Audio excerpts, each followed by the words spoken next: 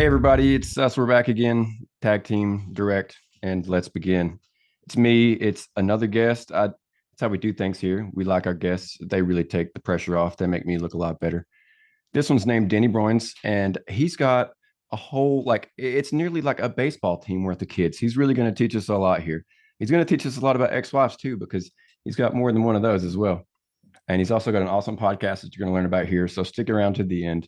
That's our teaser, I guess. You can't quit yet. You have to watch all the way because you otherwise you don't get to the podcast part.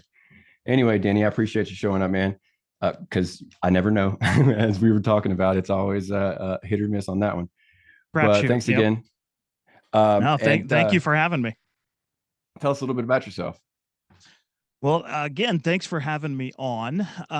My name is Denny Broens. I like long walks on the beach, all of that stuff. No, I'm just my name's Denny. Like I said, I live in a small town in central Indiana.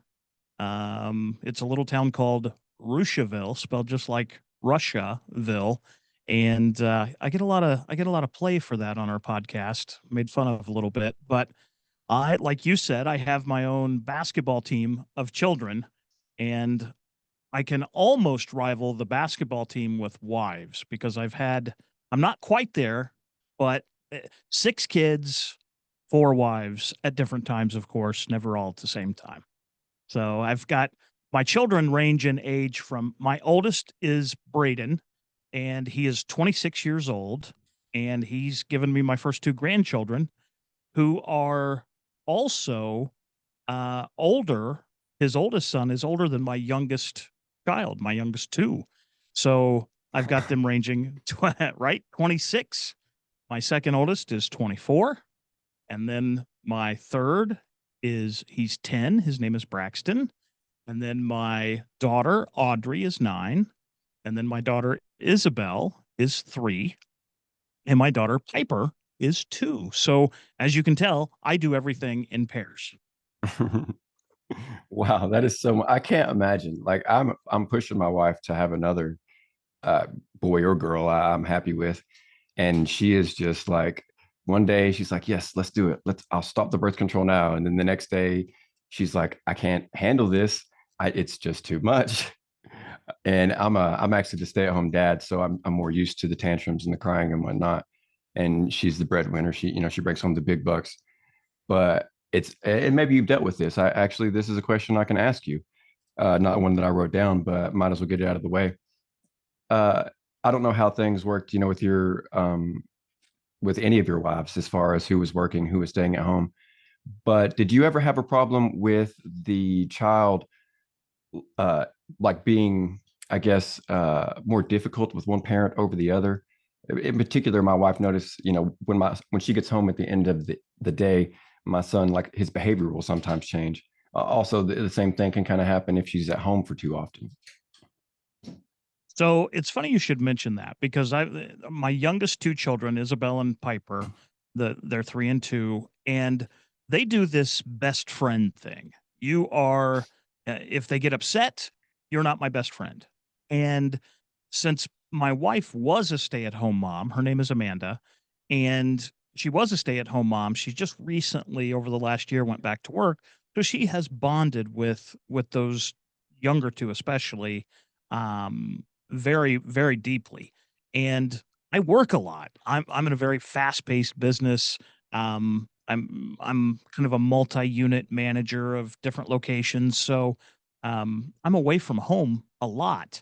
And it's funny, this round of children, when my oldest boys were little, I was their world. So everything was about dad. That I raised them, I had custody of them. Um, they can't remember life without living with me. And but I get to these two kids and they're way more into mom than they are me. And I have struggled with that. I have really struggled with that because I'm used to being kind of that cool parent, and I'm used to being um omnipresent almost, where they just expect to see me. And with my job constraints and different things like that, I haven't been able to be as involved in their lives as I want to be. Now, I don't want to sound like I'm a um an absentee dad. I'm here, I'm home every night, and you know, I play with the kids. I raise them. It's not like they never see me, but I just my wife is such a good mom that she's taken that pressure away from me, and to keep the kids happy. And it's almost kind of like a double-edged sword, because I like the break where I don't have to do everything, but it does kind of lean to them being more into mom than dad. Now it's changing. Isabel, the 3-year-old, who's about to turn 4, she is just now starting to come around to dad being her favorite. Um, and I think they both will, eventually, just because I'm fun, and, I wrestle with them, and I tease them and all of that stuff. So, I know it's going to come around, but that's been tough on my psyche, wanting to be that fun, um, dad that wrestles with them. And plus, here's the other thing, Corey. I am, um, when I did this before, I was in my 20s. I was 22, 23 years old. I was 23 when my first son was born, and 25 when my second one was born. I'm pushing 50 now, and I'm doing it all again. So my energy level is considerably different. And I'm sure that plays into it a little bit. You know what I mean? Yeah, for sure. And that actually kind of allows me to segue into a different topic that is very tied into that. And that is something that's been really important to me lately, because just events in my life have led me to question this about myself. And I've actually done some bonus content about it. But I'm wondering about mental toughness. And you have just described an situation that would give me quite a bit of anxiety, quite a bit of stress, seemingly maybe even from a day-to-day basis. What do you do to kind of cope with that? When you are feeling that loneliness, or whatever you want to call it, when they just don't seem to care that you're around. When you're feeling that sort of emotion, what do you typically do to kind of combat that and keep an even keel? Man, not to sound too cliche, but I stay the course, because I know from my relationships with my older 4. Now remember, 2 adult, 2, almost teenagers, and 2, the little ones are the ones that get me. And it's I try to just stay the course and make sure that nothing's different. I still, kiss them 100 times and tell them I love them. I count their pigs for them on their feet until they, make me stop. Like, I try and just do what I'm going to do and what I've always done. I don't want to overdo it, because I think kids especially realize that desperation. And it's turnoff might not be the right word, but it fits. There is um it's almost like if you want something too much, and you massage it too much. What was the guy's name? George with the mouse, and he massaged it until it died. Well, when you're looking at these kids, they're looking at you, and you've been gone all day. You've been doing your thing. They're still living their little tiny lives, and it's fast paced. And I I don't want to try and force them into my feelings. I want it to be organic. And so I just continue to do the things that, I've always done, because they've done me well through my first 2 sets of kids. Uh, so I don't want to change my formula too much for that very reason. Yeah, best to stick with what worked in the past, I suppose. That allows me to organically kind of shift gears again. And I swear it's never this easy for me to do this sort of thing. But you've got a wide range as far as ages for your children. And I'm wondering, I get very little feedback, to be honest, from anybody, but some of it does involve staying connected to your kids. And so you've got some at home, you've got some that have been gone a long time.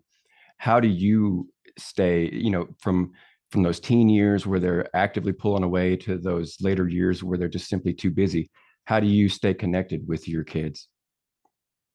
So I have such a good relationship with all of my kids, that, especially my adult children, I'd mentioned that I raised them. They always lived with me, and I've while I had to be the heavy sometimes growing up, I'm also the dad that always gave them a chance to tell me what's going on.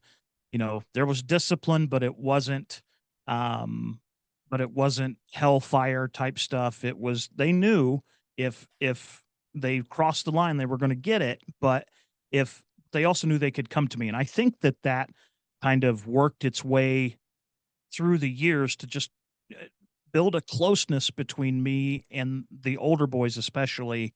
Um, you know that they're comfortable with me and they still see my home as home, even though they both have their own. I believe that they still see my little house here in Rocheville as kind of their hub, if you will.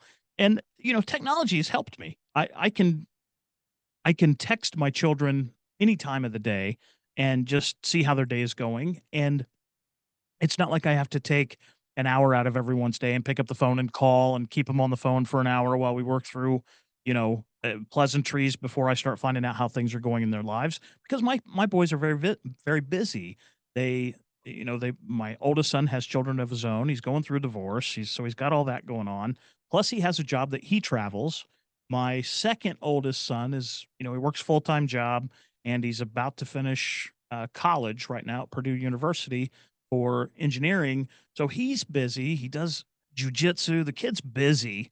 So sometimes the only way I can get to them is through the modern technology of text messages. And uh, I I can't imagine being a dad in say 1989 when they turn 20 and you want to reach out, you got to go into your kitchen and get a corded phone and dial the number and hope they answer. You know what I mean?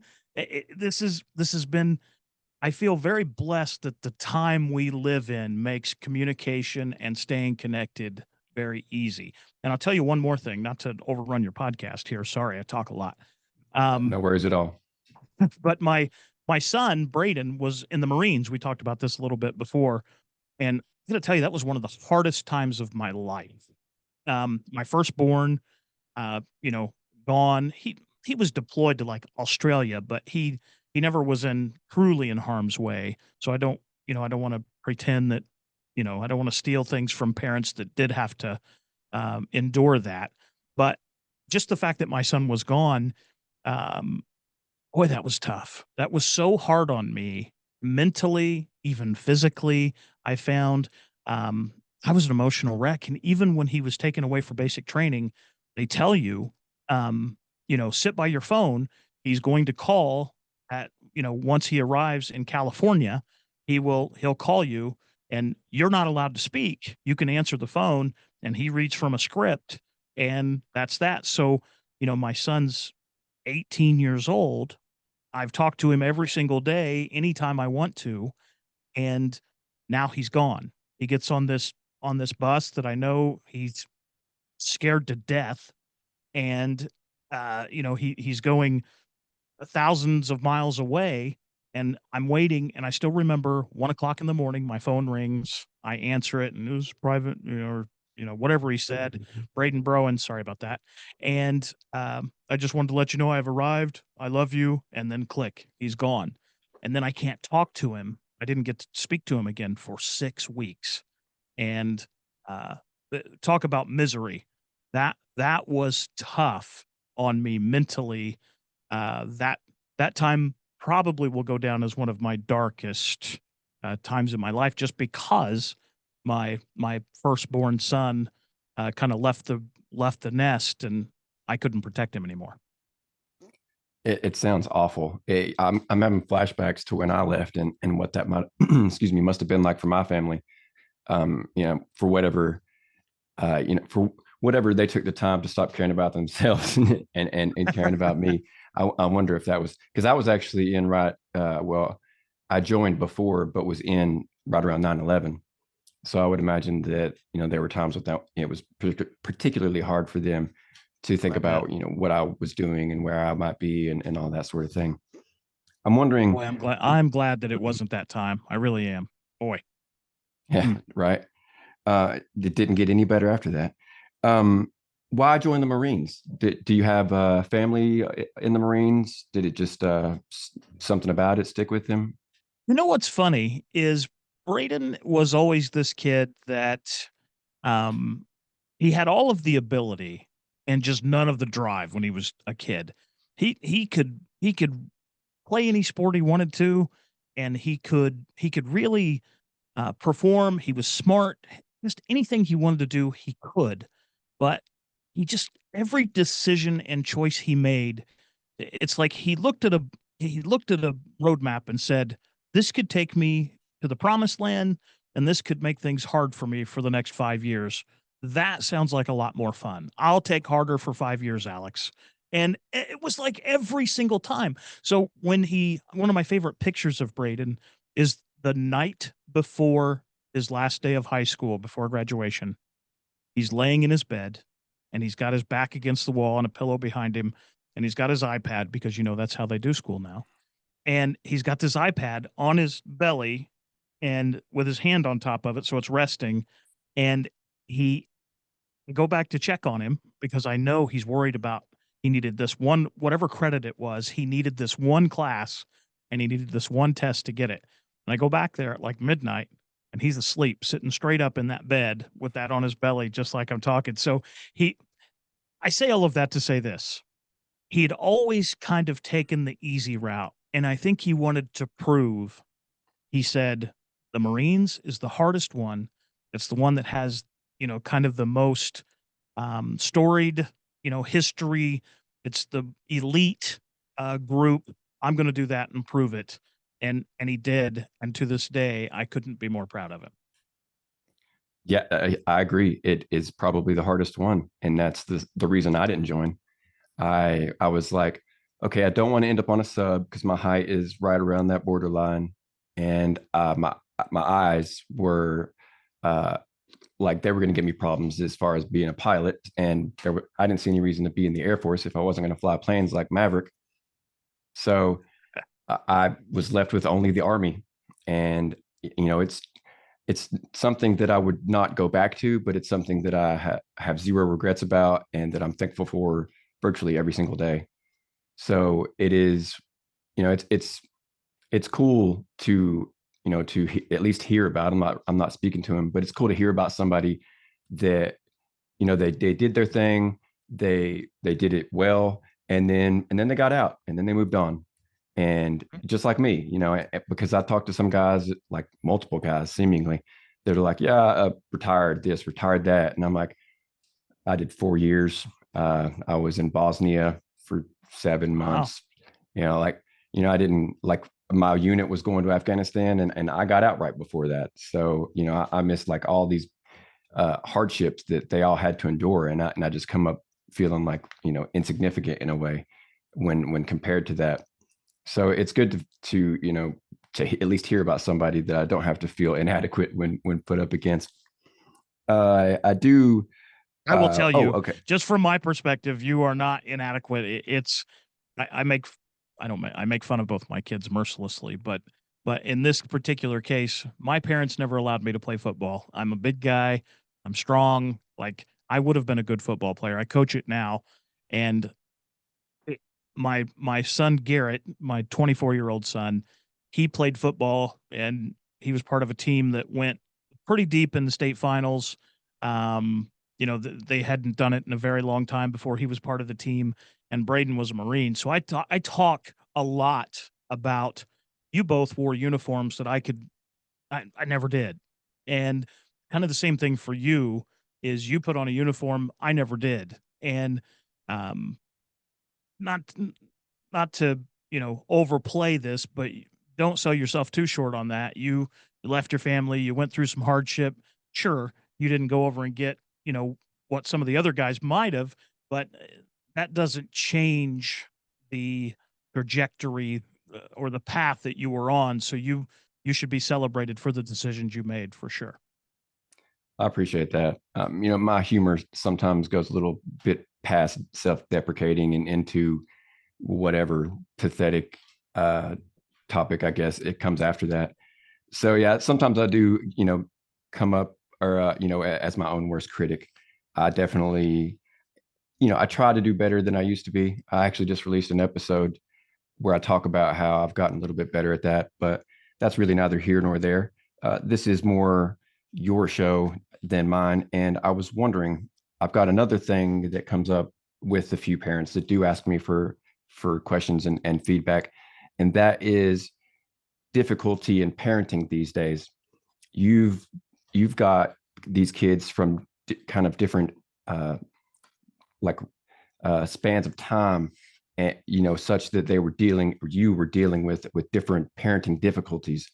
And I was wondering if, taking all of your experience into account, would you consider that to give you an advantage today when you're up against all these screens and computers and what have you, or is it still something that you find to be a little bit difficult to handle from time to time? Believe it or not, I think it's more difficult.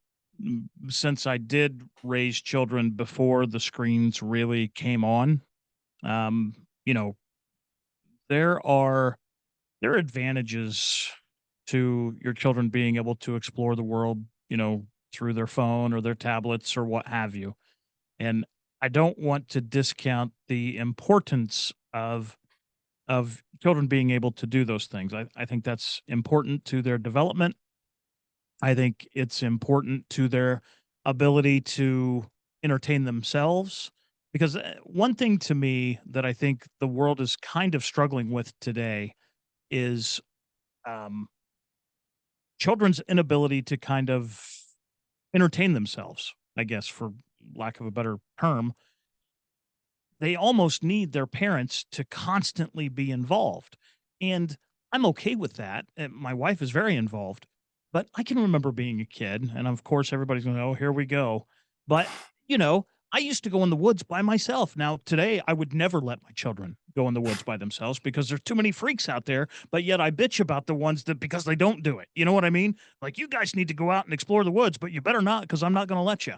Like, it's such a catch 22 that we're in. But with my boys, yeah, the games were just coming on, the realistic war game type things that kids would play. And it was still appointment TV to a degree. Now everything's just streaming and you can watch it when you want. Knowing that and having lived it and now going to parent this way, man, it is tough. And I don't want to make this sound like, oh, woe is me, whatever. But my goodness, it's the getting the kids trying to find that sweet spot of screen time and not screen time, and when's it okay and when's it not okay, gluten free, not gluten free, like all of these things, man. It's so it's like a riddle every single day. I still just want to say, hey, you know, let's play. I love you. All right, go play. Come back. Let's play a game. All right, beat it, loser. Those are kind of the things that, I wish that our society could kind of take a step back, but they're never going to because it's progress, right? So we're going to keep on marching forward. So I just have to mitigate the screen time as much as I can. And it's not, I'm using screen time as kind of a metaphor for all of the societal crutches that we have right now. And it's so much more than screen time. Our kids are being attacked from so many different um, angles. We just have no idea. And, when I was in school, or even when my oldest children were in school, I don't think anybody ever worried about what was being taught. I don't think anybody ever worried about, what the teachers were saying, all of that. The worst case scenario is if, you know, I got a whipping at school, which I got a couple of those. Ask my mom. Well, should he have gotten two instead of one or that it was never not my kid. It was this the right time? You let him get away with it 2 weeks ago. But today it's so much different. And it's just you just have to stay the course on what you believe, and that's the other piece, Corey. So many people believe so many different things. Eh, you have to be tolerant of other beliefs on top of it. I, I tend to lean more conservative, and I have very close friends. My ex-wife Jamie, who tends to lean a little more liberal, and our styles for raising children um, were completely different, and part of it was because of our views, and um, that did lead to a little difficult time when we were married. Um, but I don't know. I guess I could get back to your original question. It's difficult to combat society, screens, ideas, expectations. Uh, if somebody came to me and said, "Hey, what's your advice for raising kids today versus, you know, early 2000s?" The only advice I can give is just like I said earlier, stay the course. Do what you think is right, and as long as you're convicted in your thoughts and you stay consistent in your parenting, I think whatever you choose to do will be okay. I really do. I think kids are resilient and they adapt and overcome. And as long as you're respectful to your kids, you treat them like people, not objects. I believe that's the recipe for success in 1970s, 1980s, 90s, 2000s, and today. I really do. I am Well, talking a lot on this podcast. that it feel no worries at all because my next question was going to be, what is your best advice for a new dad? And you just led right into it without me having to say anything. That's my co-host Dan. That's his favorite question to ask our guests, and I try to get that one in. Pulling up here before I forget, we have Dan, mostly Dan, sometimes Sam, give a joke at the end of the episode, just to kind of leave the I won't say leave the listeners with a laugh because oftentimes they're just fucking awful, but at least leave the show on a high note, on a light note, no matter what serious stuff we were talking about throughout the length of the show. And I wanted to make sure to bring up my poor attempt at finding a joke. We pretend that Dan writes them all himself, which is not the compliment he thinks it is when he gives some of these out. But with that being said, I did find what appears to be the funniest that I could find on the shortest notice. So right on. That's crazy that you've like. I will have I don't ask many questions, and I certainly don't have many pre-planned. But there's been at least once, maybe twice here that I've opened my mouth to ask you something, and you've just led into the answer. So that's kind of interesting. Not sure about psychic ability in your family or anything like that, but cultivate it if you can. I'm sure that's good with kids. But speaking of being good with kids, two questions. This is just a personal thing. I don't know who's going to find this at all that interesting. But would you consider boys or girls to be the hardest one to raise? Fuck me. I'm going to tell you right now. Sorry. And if you need to bleep that, please go ahead. But anytime it comes to which is easier, boys or girls, I'm going to tell you all day, boys, all day, every day. And I don't think that's a popular opinion. But to me, boys have the testosterone makes it a little easier for a dad. Maybe not for a mom. I don't know that moms are going to agree. And I'm not trying to stereotype. Here we are, societal, right? But I, I would much rather, and it's funny because I was going to bring this up at some point anyway. Um, my oldest two are boys. My youngest two are girls, and those boys, they didn't really start fighting until, man, they were in school. Now they would have disagreements and they would shove over a toy or whatever, but whatever. But I've got Piper, 2 years old, and she just turned 2 in June, and Isabel will be 4 in January. And these two fight like like Evander Holyfield and Mike Tyson. And I just never knew. Like I'd always heard girl fights are worse than boy fights and this, that, and the other. But man, I can be in one side of my house and I just know something just went down and hell is breaking loose on the other side of the house. And they're scratching and pinching and pulling and shoving, and they just they don't give a shit. They are just going to do it. And now that doesn't mean that they don't come out and tell me what the other one did, but they they fight like they're getting paid and they need a raise. And what's funny is, and this is not what the boys did. These girls, when the fight's over, it's dead. They don't linger on it, which I thought they would. They don't hang on it for days. Now, when they get older, that may be different, but the boys did. They would fight, and I'd have to sit them down a day or so later and say, "Hey, we got to put this to bed. You guys have avoided each other for too long. You're best friends. Let's get over it." These two, now they're still young, but they have their fight. They pinch, they scratch, whatever they do, and they come tell me, and then it's done. And I now it that doesn't mean it's not going to start again in 10 minutes. They'll somebody else will say something or do something, but it's so interesting to me, the different dynamics between young girls and young boys. And again, I consider myself kind of a subject expert because I've got them, and I've lived them both. So it's interesting that you say that, but I would that you ask that question because it is something that I have been asked a lot, and my answer is always very quick: give me boys any day of the week, any day. Now, my favorite child, I don't know if you were going to ask that, but my favorite child is my daughter Audrey. Now, none of my kids will ever hear this podcast while I'm alive, so they can't be upset with me.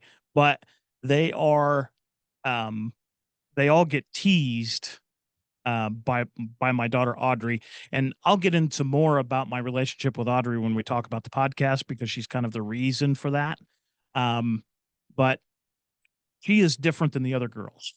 And if every girl was like my daughter Audrey, who's 9, um, my opinion may be different, I think, because she is so sweet and kind, and she's a pleaser, and she just loves her dad, she loves her mom, she loves her stepmom, and she's funny and she's smart. She's like everything you would want.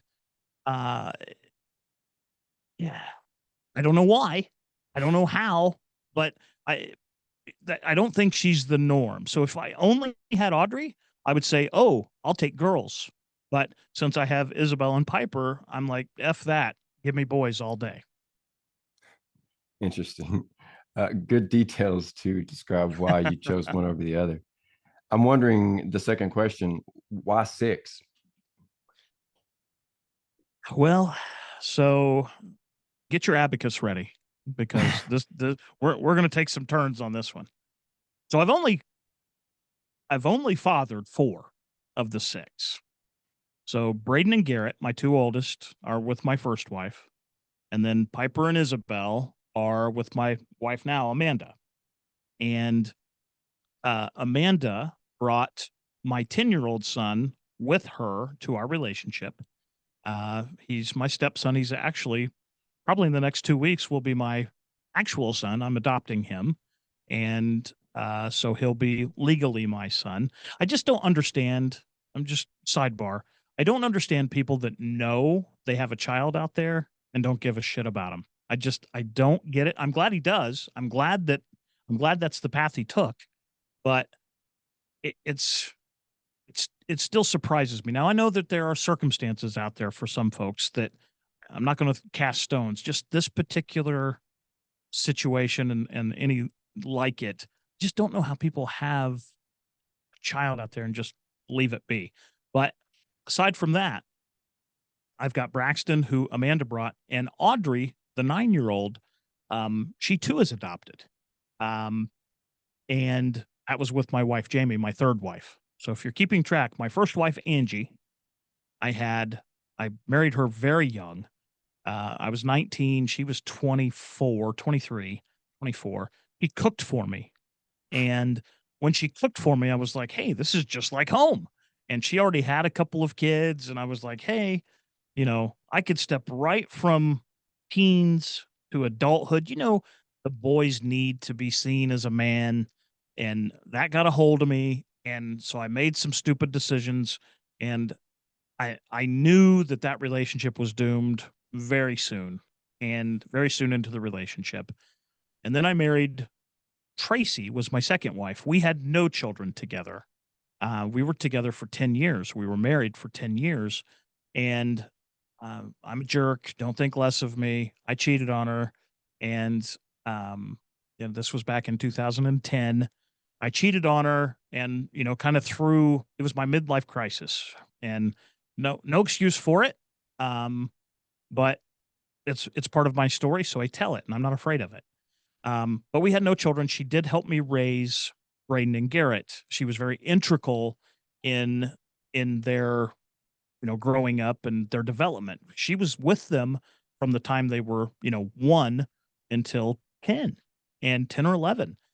And the girl I cheated on her with was, her name was Jamie. She and I worked together, and I was married to her following. And I don't know what those stats look like when you cheat to get together. They're not very good, I don't think. And ours wouldn't be any different. We made it 5 miserable years. And I can't get too deep into how we ended up with a child that we adopted together. Kind of a funny story, sidebar. I had a vasectomy when my son Garrett was born. So back in, we'll call it 2000, I had a vasectomy. And then in 2014, April 2014, I drove to St. Louis and had that vasectomy reversed because my wife at the time wanted another child. And so I went through this difficult procedure that cost a lot of money, and only to find out literally 2 months later that we were going to be adopting a child. Uh, yeah, I just had a work meeting last 2 weeks ago, and where they do those icebreaker questions, and you go around, tell us something about yourself that people probably don't know. And oh, I like to play the guitar.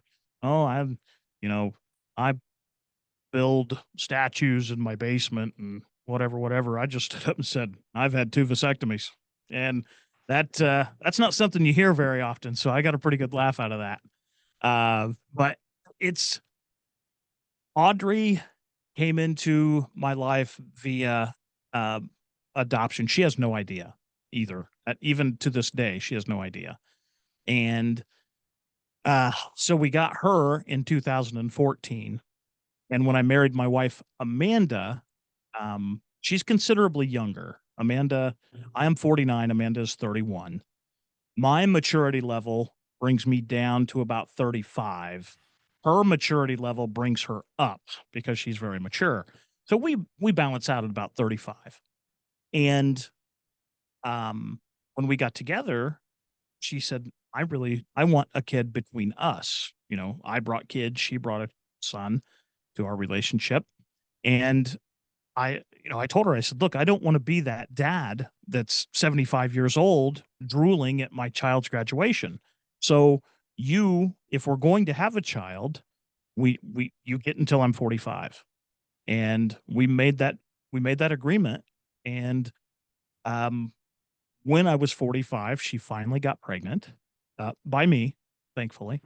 And and um she we got pregnant, we had Isabel, and all was great. And she kept telling me, you need to go have your vasectomy again. You need to go have that again. I'm like, it's okay. That was a fluke.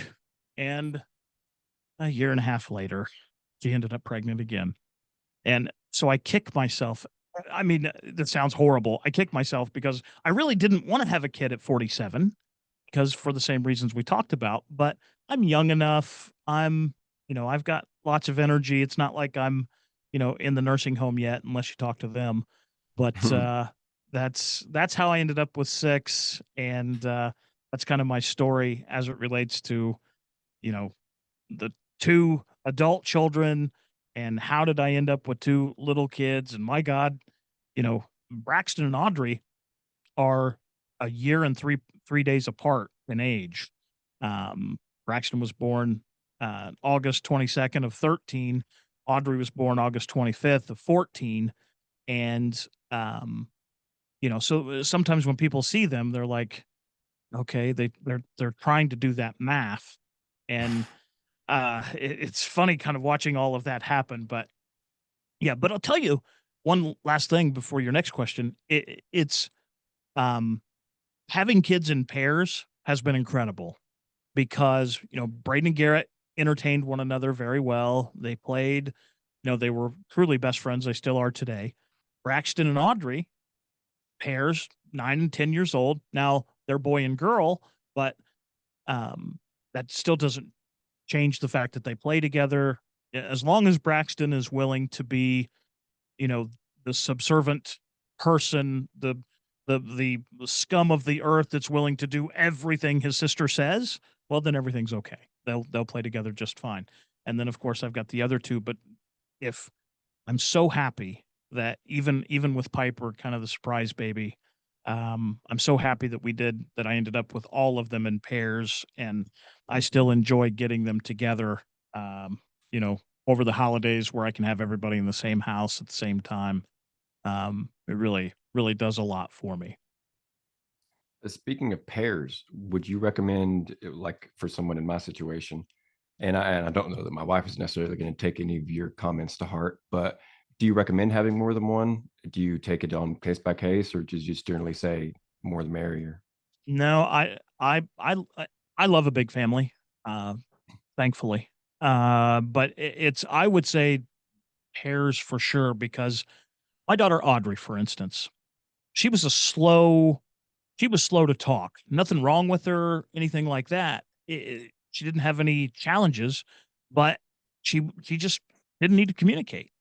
And it was funny, she was just around adults all the time.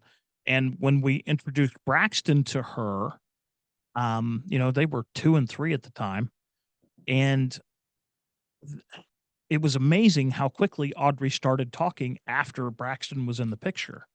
And kind of having that other person that they can relate to, I think, is important to the development of children. And I think they're both very well adjusted children. They're both very intelligent, and I'd like to take a lot of credit in that.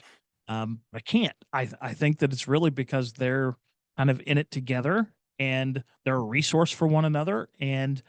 Um, and I think that's important. Uh, I think there are, if you were to ask Audrey, would you rather be an only child, which she is with her mother? So when she goes to her mother's house, she splits time between here and there. And when she goes home to mom, she is the only child. And she would rather that because, that one-on-one attention and all of that is very important to her. But when she's with us, she craves that big family atmosphere too. But you know, even I sometimes think, man, I'm going to go get in my car and drive for a couple of hours just because I want some peace and quiet. And I think Audrey kind of enjoys that part, you know, getting away and having that only child life too. Yeah, that sounds awesome. I wish I could have another family that I just go to and be by myself sometimes. Uh, Uh-huh. so that brings us down here to our quasi phantom midway point. It's never the midway, but call it what you will. We'd like to transition into what's going on with you. Sometimes the guest has nothing, extemporaneous going on in their lives that they want to talk about. Sometimes they wrote a book. Sometimes they're doing all kinds of things. I know that you've got a podcast. So if nothing else, go ahead and tell us what you got going on there. Well, great. I'd love to. So we have, I'm actually talking to you in the Every Joke Has a Little Truth studio, where Amanda, my wife, Jamie, my ex-wife, we do a podcast called My Wife, My Ex-Wife, and Me. And the idea behind that podcast is that, I say on the description of the podcast, I am armed with only a microphone to defend myself. So I take a beating on the show quite a bit. We talk about family stuff, we talk about relationships, we talk about raising children, we talk about movies, we talk about the holidays. And just it's nice to get together, obviously my wife Amanda is my best friend, and I love her more than anything. I was talking about my wife Tracy that I cheated on with Jamie, and Amanda was able to let me, kind of make amends with my ex-wife. Nothing weird. Just, hey, we're able to have a conversation, pick up the phone and talk, have lunch. My wife's not going to care. And so we've buried the hatchet. So it's strange that I really loved her. I really loved my second wife, Tracy. And um if just blip in time and I blew it all. And if you would have asked me 15 years ago, or well, maybe not that number, 12 years ago, did you do the right thing? Of course, my answer would have been no. But my God, it got me here. And Amanda matches me much more than anybody. And um, yeah, it's hard to say that I'm happy, even to go through what I got through to get what I went through to get here. I'm glad I did, because if I don't end up with Amanda, I don't know that I'm as fulfilled as I am. So I say all that to say this. We sit on the podcast and we talk very openly about relationship issues. And, um, I think people get surprised that I can be in the same room with my wife and my ex wife. And I'll tell you why that works. Audrey, Audrey, Jamie and I divorced in 2016. We split up. And Amanda and I got together in 17. And um, we had that usual breakup, where name calling, accusations, and this, that, and the other thing. And to be fair, Amanda and I were closer than we should have been when I was on my way out with Jamie. Um, but it was we all knew that the relationship was done. It was just a matter of time at that point. Now, I don't want to get into too crazy, weird details, but we didn't get along. And I took Amanda on a trip to um, Gatlinburg, Tennessee. Woo woo. And I live really close to there. do you really? I kind of Yeah. sensed that that was possible. So we'll talk more about that in a minute.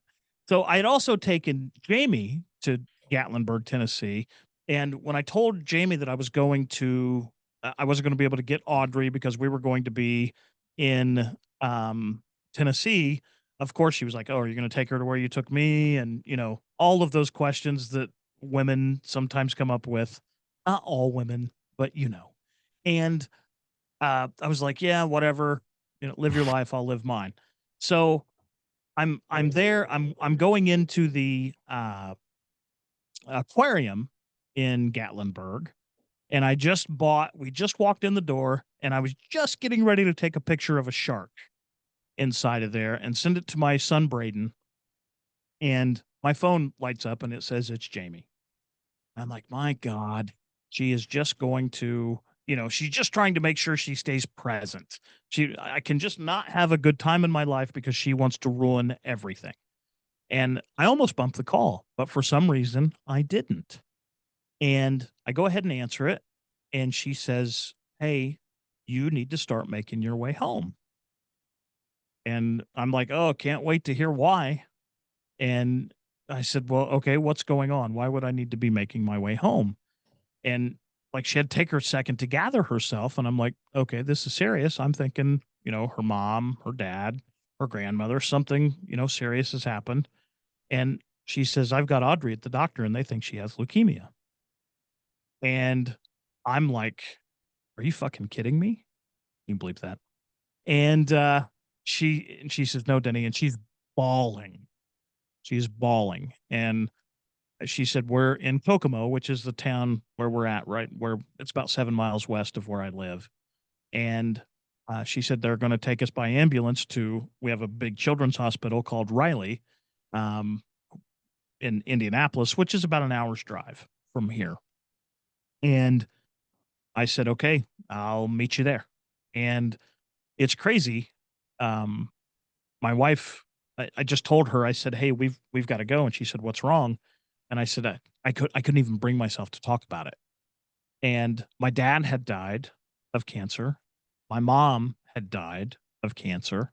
And I looked at myself as kind of, I took a sports approach. I'm over. I can't win. And now my little girl, my first little girl, at the time, my only little girl has, they think she has leukemia. And when I say they think she had leukemia, they knew. They just couldn't say it until they ran tests. They knew. And it turned out she was 89% of her blood was infected at the time. She was pretty serious. And we, my wife navigated so we could avoid traffic. I got back to the hospital. Um, they were only in Riley for about 2 hours, and I got there. Now it's a 6 hour drive. I'm not trying to say that I did anything magical. We navigated it in such a way that we minimized traffic jams and weird stuff like that. And my wife to this day talks about whenever I would look over at the speedometer, I don't know why it was, but every time it was either 96 or 106. That's how fast we were going. And I was begging to get pulled over. I was begging to get pulled over because I wanted an escort. And Hmm. and I see cops going the other way. They'll catch me going 5 over and give me a ticket, but I'm going, 106 miles an hour, and they're just going on about their day. And so I got there, and one night, Audrey is in her hospital bed, and only two people could stay. And this particular night, she wanted her mother and I to stay. And in that night, after she wanted to sleep and held both of our hands, I could get emotional talking about it now. And she wanted to hold both of our hands. And so, of course, we did that. And when it was done, you know, we started talking. And that night while she was asleep, and she, um, pronouns, Jamie said, what are we doing? And I asked the same question. And I don't know. I mean, it's tough. And, you're kind of bitchy. I'm not going to mention. I'm just kidding. I did say that. I did say that, but that's because we had that kind of relationship. And, you know, she said, we're going to have to put everything aside for her because at this point, I mean, we had people quitting their jobs to help take care of her because we had to still work. And it, long story short, we started getting over it little bits at a time. And then we were all going to her doctor's appointments together. We all had shirts made that matched. And when we'd go into her doctor, which we loved, by the way, her doctor, her doctor would come in and she would say, okay, how we doing this week? Because it was a weekly appointment. And every time she knew that I was the husband and Jamie was the ex-wife, and Amanda, my wife, was always there, and my ex-wife's fiance was there. So there was always four or more of us there. And I would wait and I would say, Dr. Noter, her name was Dr. Noter, the doctor. And I would say, Dr. Noter, I don't know if I should be telling you this, but you know, Jamie Jamie didn't make her go to bed last night. She stayed up all night. Could you put that in the report? Now I knew damn good and well there was no report, and she wasn't going. I played it like she was going to be reporting to CPS or something crazy like that. And so it just always became this joke, and everybody would say, this is what a divorced couple and co-parenting should look like. And I'd always wanted to do a podcast, and I have a face for podcasting. And she, Jamie, was dumber than a box of hammers. And I could tell her that today. And I was like, the idea of doing a podcast with you, I'd rather shut my own head in the doorway 10 times than carry you through a podcast. Well, it turns out she's the best one on the podcast. And we decided to go ahead and try it. And my wife, my ex-wife, and me, we've just recently rebranded. We were called Thank God Cancer Saved Our Divorce. And we've been doing this podcast for 5 years. And it releases every Monday. And we just talk about whatever. Now, all of our episodes are out there. And man, our first few are so bad. I'm sure you experienced that too. Their first episodes, they're embarrassing, aren't they? I mean, you Yeah, that leave them because you have to, but God, I hate it. I was actually going to ask, where should a new listener start with your podcast? So I would start midway through 2021. I think is really where we hit our stride. And I the only reason I rebranded us to my wife, my ex-wife, and me is because everybody thought we were a religious podcast. Thank God cancer saved our divorce. A, they thought we were a religious podcast. B, they thought, I don't know how, but they thought that based on the title that we were still together, like we worked things out.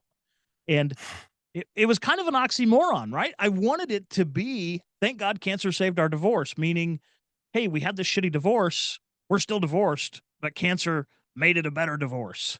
And it just it grabbed. I mean, we have a good following, but I didn't feel like we were growing anymore. And I wanted to reach more listeners, and I wanted to our title to better describe kind of what you could expect because, we do so much on the show, Corey.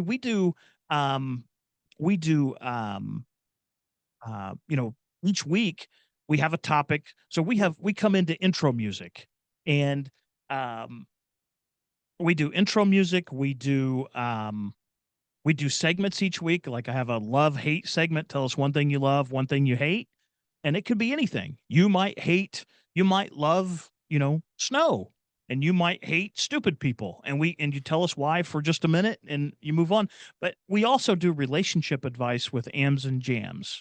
And Jams is Jamie's um, nickname, and Amanda adopted the AMS idea for this segment. So each week we read listener questions about relationships, and then they give their advice on what to do. It's kind of like a Dear Abby type thing, but that's what we do each week. We're very sophomoric. We have a good time. Our jokes are stupid, but it's kind of co-parenting without excuses. And we every parent every parent wants to have a good time. And just because we have to get our kids to school, just because we have to watch screen time, just because we have to pay the bills, doesn't mean that we can't cut loose and have a good time and relax. And that's what we do on this podcast. And we make fun of things, and we get downright silly sometimes. And I play it like you. I'm going to play on my guests. So if I have a guest that's very stiff, I'll play stiff. I don't mind. I can do that. But if I have somebody I can have a good time with, you can bet your ass I'm going to. And we're going to have a good time, and we're going to laugh, because I think that's what this world needs. We want to learn, we want to, you know, share like experiences, and we want to have a good time. And that's what we try and do on our podcast in a nutshell. My wife, my ex-wife, and me. Right on. Sounds good. That actually plays with a slogan I'm sure that a million podcasts have, but that we used to have, which was learn a little and laugh a lot. And it Hmm? sounds like you got that down to a T. So We try. that's, if nothing else, that's a good pull for new people. I mean, I'm not, I like history and I like sports and stuff, but sometimes I just want to, listen to people talk about life and laugh at them. And Hmm? you seem like you have that up and down. So for any listener out there, you should definitely give that a try. And I myself am attracted to the idea of learning about the dynamic of co-parenting. There's been, I go back to that. It makes it sound like I lied, but I really didn't. But we do have some people asking about, what do you do when your child is living with another man, or what do you do if you're the other man, and that sort of thing. So I can listen to maybe a couple episodes and steal your wisdom and pass it off as my own. It's I'm funny you always mentioned down for that. that. One of our most popular episodes, and I know I told you to go and listen.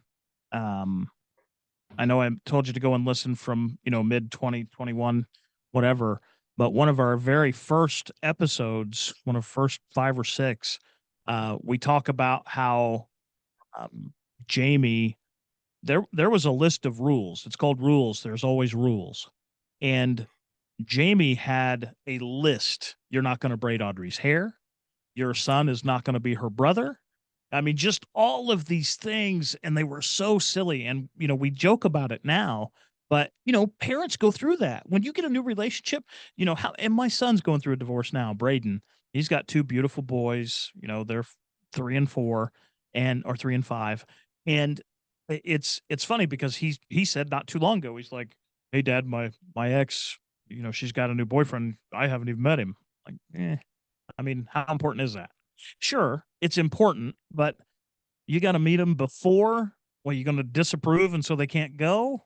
What's the plan there? And you're just putting an unnatural and a strain on yourself that you're borrowing trouble is basically what you're doing. And that's a thought process that I want to help people get past. What they do is what they're going to do. If your children aren't being hurt, they're not, they're being fed, they're staying warm, then let the rest of it work itself out. And it's so much feels like it has to be adversarial. Now, this chick had my son put in jail, so it's not always easy, but it doesn't always have to be so confrontational. I make fun of her pretty good on the podcast too, just because she's frustrated me, and it's my outlet, but it's my podcast, so it's okay.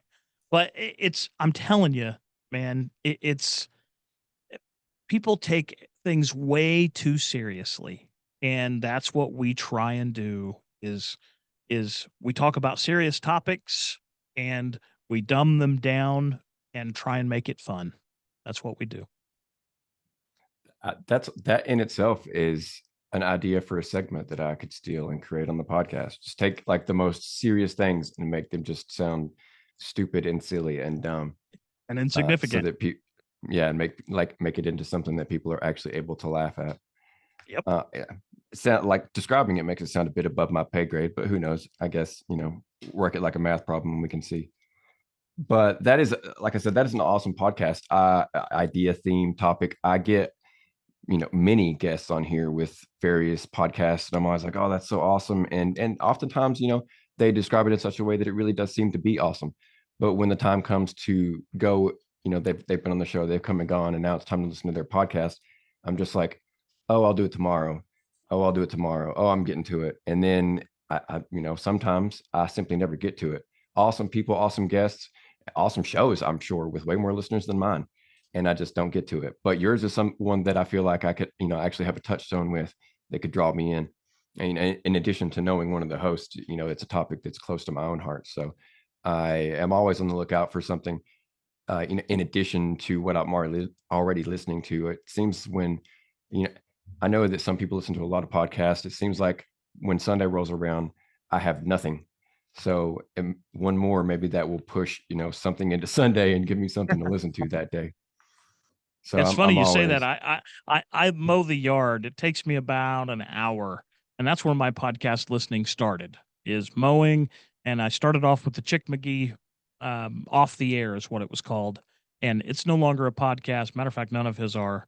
Um, but I enjoyed listening to him, and I got a lot of kind of my style from him. Very conversational, much like how you do it. And that's why I think you and I gel pretty well. Is your style is very relaxing, and I don't feel like I'm having to. Um, I don't feel like I'm missing the mark on your questions. It's not uncomfortable. You know what I mean? And uh, there's an art to that. And again, it's not taking yourself too seriously. And I think you're there too. So but podcasting to me, there are so many out there, and my goodness, if I've interviewed you on my show and you think I'm talking about you, I'm just going to say I'm sorry, but my God, I've interviewed some people and their shows are bad. They are bad. They're so bad. And like I listen to them and I'm like, when I'm interviewing them, like you can tell that there's good in there. Like there's entertainment there. They just can't tap it themselves. And I think they have to be a particular way because they're behind the microphone. And I think most people lose themselves like you were talking about before we started, they get nervous or whatever, so they try and stick too much to a script and whatever, and then all of a sudden it's you're watching paint dry or you're listening to paint dry. I just want to have a good time. And now I'm sure I've lost some listeners because I just want to have a good time. Maybe I'm not as serious as some people want. We've had some very serious episodes, but um, it's an outlet for me, and I know that there are millions out there. There are millions of podcasts out there, and to go out and find your little corner of the world, it's helped me through some tough times, and I'm glad I've done it, and I'll continue to do it. So it's by the way, you can find us everywhere. We are, yeah, we're on all the major platforms, and then you can find us on Apple Podcasts. You can find us on Google Podcasts are going away. They're going to do it all through YouTube now. I heard that. Um, Yeah. and Spotify, we're there, just everywhere you can get. And we release on Mondays, but you can also go to our website, which is thankgodcancersavedourdivorce.com, and all of my podcasts are there. And remember, don't judge me by the first, let's say, dozen, maybe even 2 dozen. The production's bad, the content's bad, the voices are bad. We didn't even have a studio. We took an old room that really had no use. It was really kind of a storm shelter. And we turned it, you can kind of see behind me here. I got a bunch of memorabilia all through. Some of it kids, some of it other podcasts I've done. Uh, this little doozy right here, I'm gonna get my finger right. There is this is a calendar that my ex-mother-in-law, Jamie's mom, gave me. And it's from an old service station. And you can see she's clothed until I do this. And then she's not. And my mother-in-law gave me that. So I think it has to be celebrated on the podcast. That's just my feeling. Yeah, that's something that is definitely one of those things that you would pick to keep out there for every episode, because that's got a good story to it. Yeah. I'm as you may or may not see, I'm just surrounded by a bunch of useless posters and pictures, so it's really just whatever happens to be on the wall in the room that I'm Lost recording in. Boys, baby. I like it. First Yeah, thing I it's noticed. definitely I probably my favorite. I really like the Goonies and I really like the Crow, but I can watch the Lost Boys basically anytime I see it. So it's definitely one of those that hit me, at I at have a to perfect rewatch age. it. Yep. I'm gonna have to Oh, rewatch that one. this is I hate to get into this because we are at the end, but I did want to ask, just because you've got so many kids, correction, so many sons, and I have a son myself, and these are just things I worry about. I worry about everything. It's what I do. But I am, I'm of the opinion that my son's going to get to a certain age, and I'm going to be introducing him to all these different things, He-Man, GI Joe, Motley Crue, whatever it is, and he's just going to be like shooting them all down because I'm just the lamest dad around.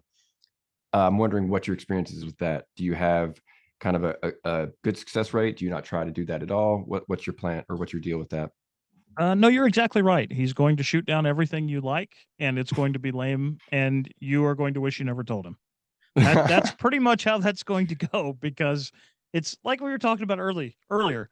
Everything is so much, the graphics are so much better now. You can watch. No, I don't know about you. Friday nights, you at 8 o'clock, you were going to find me watching the Dukes of Hazzard. I don't care what happened. That's where I was going to be. And appointment TV doesn't happen anymore, and the TV that they do watch is usually bad TV. Like there's no, it's I know I'm talking about the Dukes of Hazzard like it's Hey, that's a classic. like a great theatrical thing, but it is. I mean, it shaped so many people, and it, what the interest from these kids um, is not the same today as it was when we were young, and Um, they'll patronize you. Don't get me wrong. He will. Um, it's funny. My daughter Isabel is the one that loves the things that she wants to watch the Dukes of Hazzard every night. And we don't do it every night because bedtimes and whatnot, but I'd say at least a couple of times a week we watch 1 or 2 episodes of the Dukes of Hazzard at her request. So She is the first of 6 that do it, and she's 3 years old. I don't know how she turned out to be the one that likes the Dukes of Hazzard. I don't know how any of that happened, but it's sorry about that. But um she's the one that has kind of enjoyed those. Now, when they get older, they're more tolerant and they'll give things more of a chance. That wasn't always the case. But when they get older, they're more willing to sit back, and then you'll have some pride when you hear them say, "Yeah, it was a simpler time, and I wish my boys could have grown up watching this type thing." And that's when it happens. But you're going to have that. I like this, and they're going to roll their eyes and say, "Oh, great, that's really cool." And then you're going to want to punch him in his face for it really hard. Uh, that's hard. It's hard to hear you confirm that because it was not the case with me. My dad, he liked Dwight Yoakam. Yeah, he liked Aerosmith. He liked westerns, action movies, all things that I like now. And so I was just hoping against hope that maybe the case might be different because it's like virtually every dad I've spoken to has kind of agreed with you to a large degree. There's been a couple that have been like, "Oh yeah, like one of my sons is exactly like me, and he does everything I do," but the other one is like, "No, Dad, you're stupid and lame, and I hate everything about you." But I mean, so it's been like 1 out of 10 has given me hope, and that's not a lot. But I'm I'm glad that we got that out there. I can pop that bubble and let that dream die. I am going to get here to what might be a bit of a more of a boost, more of an uplifting kind of thing, and that is our award-winning jokes at the end of the episode. And not to say that we're going to say goodbye after this, but I have a bad habit of just simply forgetting them in general. And since we are down here toward the end, I'm going to go ahead and get it in. So everybody, plug your ears because I'm about to blow your minds. The man is getting a checkup. The doctor looks up at him and he says, "You have to stop masturbating." The man says, "Why?" The doctor says, "Because I'm trying to examine you." That's gold. I wish I had my sound effects with me because I would play my applause button right there. That is a gold standard joke. I Gold appreciate that. standard. I've thought about getting a soundboard for things like that, but it's just so much to remember. I recorded this awesome interview with this dad one time. We hit some like all these emotional notes, and we got done. We said goodbye. I hit end, and it didn't pop up to record. It just ended, and I was like, "Oh, good." So I did not do that. I did not do the one thing that you do when you have an interview which is record it. And it took me a long time to get over that. I blame it on, once again going back to the mental toughness. I had my grandma died this year. My dad died like a month later. I saw my neighbor die about a month after that, and I think it was just a bit more, like maybe it was a bad day for me or something because that really clung to me, and I really gave myself hell for that. That's very simple thing for like days after that. But luckily, I've checked a couple times, and that upper hand it does say recording. So this one's going to go out there to all Good. my wonderful fans. Let me All let me let me. I know you're at the end, but let me. I have to tell you my story that goes along with that. I had one of my very very favorite episodes I ever had. Um, was I interviewed a guy named Steve who was out in Colorado, and he ran a biblical um high intensity retreat for couples, where he handled um you know counseling and that type thing, right? And when I interviewed him, I didn't have a lot of expectations for where it was going to go. As a matter of fact, I was afraid it was going to be a little too biblical. And oh my goodness, it was my favorite interview I ever did. And we just flowed, and he was honest, and he was breaking us down and talking about Jamie and me and Amanda and our dynamic. And oh, it was unbelievable. I have goosebumps right now talking about it. And when I went to edit it and release it, for some reason my computer had broken it down into 4 or 5 second bits. And I'm not kidding, 4 or 5 second segments, each one, and in no particular order. So Oh God. I had to put that thing back together, and I did. we lost about 4 minutes of audio at the very beginning that I went on and explained, but oh, uh, my goodness, I still remember realizing what had happened, and then I found the files, luckily, because I don't even know how I found them, and I'm like, these are in no order, and my wife and I sat downstairs and listened and moved them around like a big puzzle, uh, all night to get it because I was a stickler.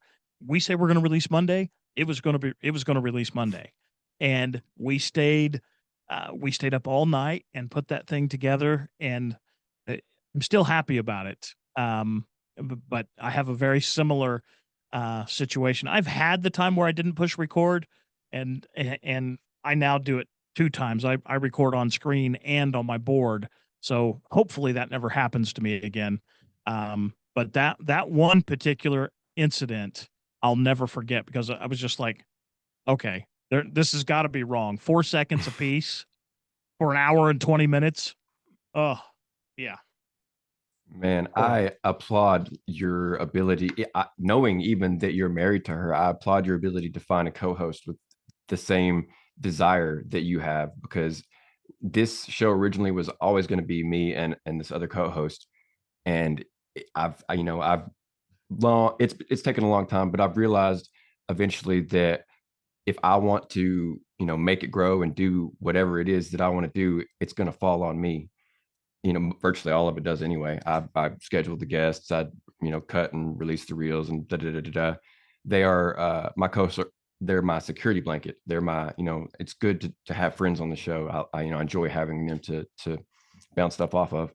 But at the same time, in my situation, I'm the only one that I can rely on to show up week after week after week. Yep. And I would give not my right arm, but I would probably give my little toe to have a co-host that had the time and the ability to commit themselves like your wife has done. Yep. And congratulations on that. You clearly have someone that is it's worth keeping. Definitely got to hold on to that one. It's I'm crazy going that to.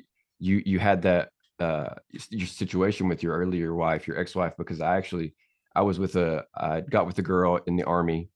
She was from Taiwan, and her dad had a stroke. I don't even know if this is going to make the podcast, but her dad had a stroke and kind of lost his mind to a certain degree. And she had a semester left of school. And he was like, "You need to come home. I'm not paying anymore." And I was like, "Well, I'm in the army. And if I get married, then I make a lot more money." And so we got married, and we were together for about 9 years. And I cheated on her with this girl that I had been with very briefly in high school. And she was perfect. Like my wife at the time, she was perfect there. I was a piece of shit. Like I was a terrible husband, and she just put up with it and never complained and was just an angel. And then I cheated on her for virtually no reason at all. And she still wanted me. She still wanted me to stay. And I moved away to try to get with that girl. And we never made it last. It never even became a relationship. The Exact same thing. Yeah, it was just a complete waste of time. I held on to that forever. But now I've got my wife that I've been with for almost 10 years. I've got my son that I wouldn't trade for anything. And it's weird how many times I was like, near to some pretty bad times without ever realizing that it could be like this, Yep. down the road. And I Yep. don't know what made me think of that, other than you had experienced it too. But hey, if it does make the podcast, at least maybe It's somebody it hearing that can. it's the same thing, and I think it is important for people to hear that because I think that's taboo for to admit you made a mistake. We all make mistakes, man. And and it's funny because Jamie and I, because of Audrey having cancer, I started to tell you this, and I don't know why I got off of it, but Amanda clearly is my best friend. But outside of my marriage, my best friend is my ex-wife. She was the maid of honor in my wedding to Amanda. And, we joke a lot about being married and, all of that, but we were never meant to be married. We were never meant to be married. And turns out she was my vehicle to get me to be married to Amanda. So I guess in a weird, convoluted way, it worked out. But if you would have asked me in 2016, do you want to go back to your ex-wife? Because my ex-wife Tracy wanted to get back together. She desperately wanted us to stay together. And like you, I needed to prove that this wasn't a mistake. I was going to prove to the world that this was the right thing for me to do. And I knew all along I shouldn't be doing it. And Jamie and I were so much better as friends, and that comes through on the podcast. Like, you can tell that we have a great relationship and we trust one another. It just, the chemistry wasn't there for us to be married. And, um, she's a big part of my life, and I'm glad she's here. But if you would have asked me in 2009 if this is where I thought I was going to be sitting, I'd have said, you're crazy. And, but here we are. And now I'm talking to you. So I think it's worked out. Yeah, I'd say you probably hit the right path, even if it was, not something you initially planned. You Yep. definitely should look. I don't know if you're at all a writer, if you know any, but you should look into writing a screenplay because you guys got a movie there. You might even have a TV show there, something like Frasier, where you each episode is like Ah, a bit of a show episode. But we that we just something I could. thought about. It'd definitely be a bit of more of a comedy probably than Mhm. anything else, but we need some good TV. Like you were saying, I'm so hard up for good TV. I was watching The Bionic Woman this morning, so I'm definitely more inclined to watch like uh, I was 70s and watching The 80s Fall TV Guy then. yesterday. Yeah, Funny. Are you seeing those on Facebook or something? Is that why you're watching those now? What got you back to watching? Because those two particular shows are on my Facebook page now every single day. And I just haven't sat down and found them to watch them again, but it's on my list. it's not necessarily something. I mean, Facebook might have exacerbated it because I do see a lot of Steve Austin pictures in certain. I follow a lot of different like pop culture comic type groups, and they will sometimes post $1 million man stuff or Yep. $6 million man stuff. But by and large, I reached a point where, and I do this from time to time. I did this with cartoons, where I'll just make a huge long list of all the cartoons that I've not watched or want to watch, um, mostly from the 80s and 90s, and then I will simply work my way through them. I'm watching Simon and Simon, Miami Vice. Great Um, show. like I Great said, shows. the Fall Guy. Just various different shows. Dukes of Hazard. I've never seen all the Dukes of Hazard episodes. I've never seen any of the ones with the two other cousins that come on. So I'm Coy and interested. Vance, season Yeah, I'm, 5. I'm interested to get to that point, if only just to see if it's as bad as it's supposed to be. It was. But but that is what I watch nowadays. That and obviously I think I mentioned this. I'll watch sports and I'm a big pro wrestling fan.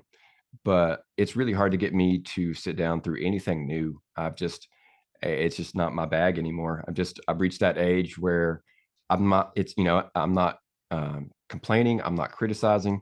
It's just that I would much rather watch something that's already been Not as on. good. I challenge you. You mentioned cartoons. Find one cartoon that is half as good as the Flintstones. Man, Go I love ahead. the I'll Flintstones. wait.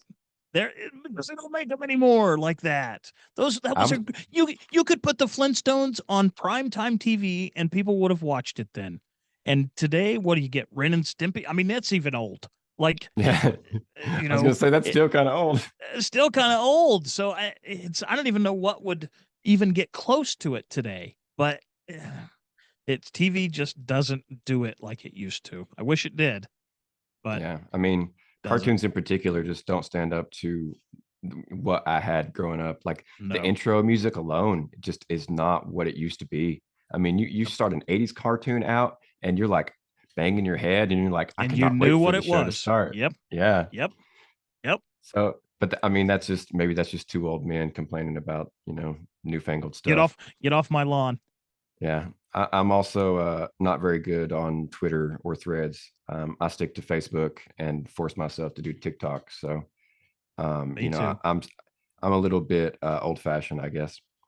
But that does bring us down here to the end. I almost hate to quit talking because like it's rare, like I said, I do get some really awesome guests, but it's rare that I click with someone in such a way that I feel like, I could talk about virtually anything. It was Yeah. hard at times to keep this, you know, like kind of narrowed into the topic that the show is really about because I felt that we could have gone off to, any number of directions. But with that being said, I do appreciate you coming on, Denny. You've been awesome. You made me laugh, and that's a bonus to me. I'm never, you know, I'm never sure whether I'm going to enjoy it. I always hope that I do, and when I do, and the guest does, that's a win-win. So, and I take for granted, I guess, that you enjoyed it. But if you don't, just hide that from me. Don't share that now. Just pretend We'll that you tell liked it. you, I enjoyed it very much. Thank you. I ask my wife that question at least twice a week. Do you say the same thing about don't tell me the truth if you Yeah, didn't? yeah. Don't tell me the truth. We actually just talked about this on the podcast just a couple of weeks ago. So yeah, nope. I will tell you I enjoyed it, but I mean it. I enjoyed it. This was a great Uh, time. Really was. Awesome. Cool. That makes me feel like I'm growing in the right direction. And hopefully one day I can look back and say that I've been doing this for 5 years and that, I'm a little better each time. So thanks for the encouragement. Thanks for the compliments. Flattery gets you virtually everywhere. I'm halfway to giving you the show. But with that being said, have a good evening, good weekend, and a good new year. Same to you. Same to you. Thanks for having me on.